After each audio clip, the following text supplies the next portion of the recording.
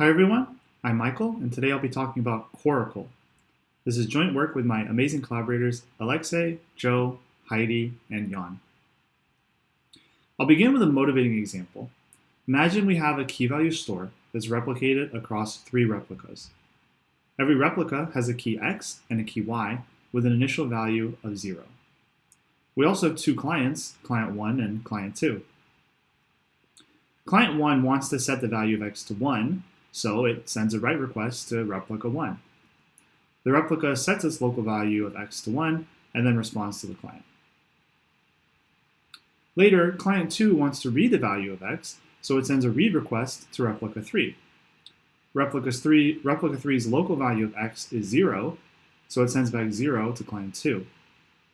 Without getting too much into the weeds of defining a consistency model, I think we can all agree that intuitively this is not the behavior that we want.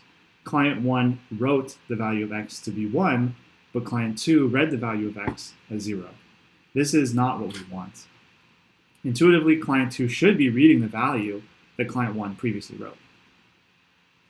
We can solve this very simply by having client 1 write to every replica rather than to just a single replica.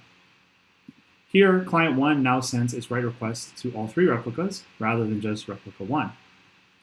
Later, when client 2 performs its read, it sees the value written by client 1.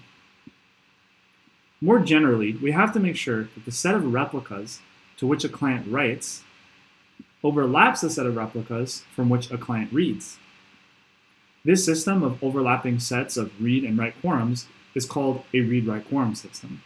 And read-write quorum systems have applications in consensus, distributed databases, mutual exclusion algorithms, and so on. We can formalize a read-write quorum system like this. Given a set X of elements, x1 to xn, a read-write quorum system over X is a pair R and W where the following 3 things hold. 1, R is a set of subsets of X called read quorums. 2, W is a set of subsets of X called write quorums. And 3, every read quorum intersects every write quorum. That is, if I pick any read quorum R and any write quorum W, R and W necessarily intersect. Typically, the set X here is a set of machines, or replicas, or servers, or nodes, something like that. And we'll contact a read quorum of nodes to perform a read, and we'll contact a write quorum of nodes to perform a write. Here's an example of read-write quorum system. It's called the majority quorum system. With a majority quorum system, every majority of nodes is a read and write quorum. On this slide, we have 3 nodes, A, B, and C, and every set of 2 out of the 3 nodes is a read quorum and a write quorum. Any 2 majorities overlap, so every read quorum intersects every write quorum, which is why the majority quorum system is a valid read-write quorum system. As another example, this is the grid quorum system. We arrange our nodes into a rectangular grid. Every row forms a read quorum, and every column forms a write quorum. For example, here we have 4 nodes, A, B, C, and D. The 2 rows, A, B, and C, D, are read quorums, and the 2 columns, A, C, and B, D, are write quorums. Every row intersects every column, so the grid quorum system is a valid read-write quorum system. There are many quorum systems out there besides the majority and grid quorum system, but what makes one quorum system better than another? One key metric we can use to compare quorum systems is called load. Imagine we have a stream of read requests, and every read request is sent to one of the random read quorums, one of the read quorums chosen at random. We can ask ourselves, what is the probability that a particular node is chosen to service a read request? This is called the load of a quorum system. The lower the load, the better. Here, we see that the majority quorum system with 3 nodes has a load of 2/3, because every read quorum consists of 2 out of the 3 nodes. With 5 nodes, the load shrinks to 3/5. With 7 nodes, the load is 4/7, and so on. In the limit, the load is asymptotically lower bounded by 1/2. That is, every node receives at least half of all read requests, no matter how many nodes we have. In other words, the majority quorum system does not scale. If we instead look at the grid quorum system, we see that the load decreases as we increase the number of rows. In the limit, our load shrinks to 0, which means that the grid quorum system does scale. The majority quorum system is the most popular quorum system, but it has many disadvantages, like the lack of scalability that I just mentioned. There's dozens of other quorum systems out there that improve on majority quorum systems, but they also have their advantages and disadvantages, and even some theoretically optimal quorum systems are not actually optimal. This makes it hard to choose a quorum system that works well for your application.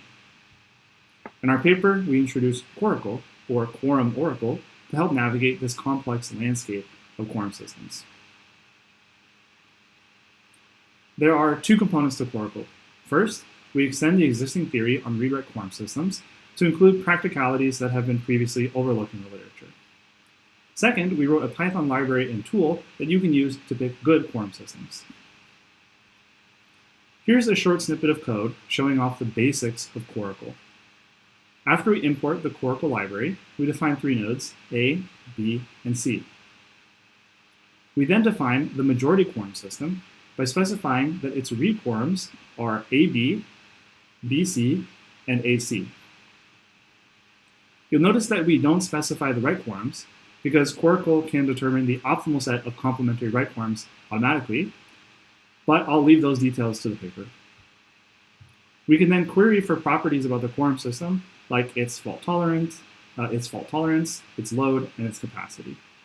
I'll also leave the details around these metrics to the paper as well. This bit of code gives you a taste for some of the practical refinements that we've made to the theory of read-write quorum systems. The existing theory assumes that every node is exactly the same. But in reality, some nodes are faster than others. We've extended the theory on read-write quorum systems to handle this. You'll notice that when we create the nodes A, B, C, and D, we also specify their read and write capacities.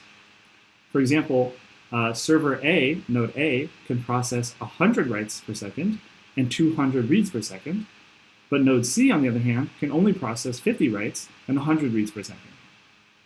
So node A is faster than node C.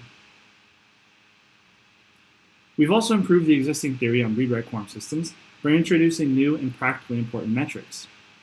Historically, the literature has focused almost exclusively on load and fault tolerance, but there are other metrics that are important too. We introduced two metrics. The first is latency.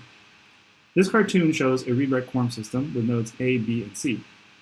Nodes A and B are very close to the client, only a few milliseconds away, but they are very weak, scrawny nodes that cannot process many requests per second.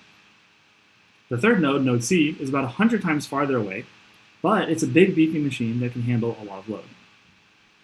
If we blindly optimize for throughput, we'll form a quorum system that favors node C, but in reality, we may want to favor the closer, weaker nodes to reduce latency.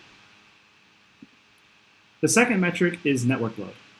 The main idea is that we want to favor smaller quorums so that we don't have to send as many messages over the network. This one is pretty simple. Here's a snippet of code showing latency and network load in action. When we define nodes A through F, we also specify their latency.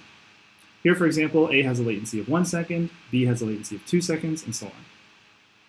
We then form a quorum system, here a grid quorum system, and can query the quorum system for its latency and its network load, assuming an optimal strategy for picking quorums. The library will make sure to find that. Yet another practical refinement involves something called F-resilient strategies. There are two main ways that distributed systems can perform a read. The first is called cheap or thrifty. Here, a client performs a read by contacting a read quorum of nodes. This is what we've been assuming throughout the talk, and it's also the way that maximizes the overall throughput of the system. But despite this, many real-world distributed systems don't execute cheaply. Why is that? Well, if one of the nodes in a read quorum dies, then our read request gets stuck. We have to wait a while to detect the failure and then resend the read request to additional nodes to finish the read. This makes cheap execution very susceptible to faults. The alternative is non-cheap execution, where we send a read request to every node. Now, if a node fails, it's not a problem. We sent the read request to enough redundant nodes that we can tolerate some faults. The downside is that now every node receives every request, so the throughput of our system is literally as theoretically as bad as it can possibly be. Typically, systems have made this hard decision between cheap and non-cheap without any sort of middle ground between the two.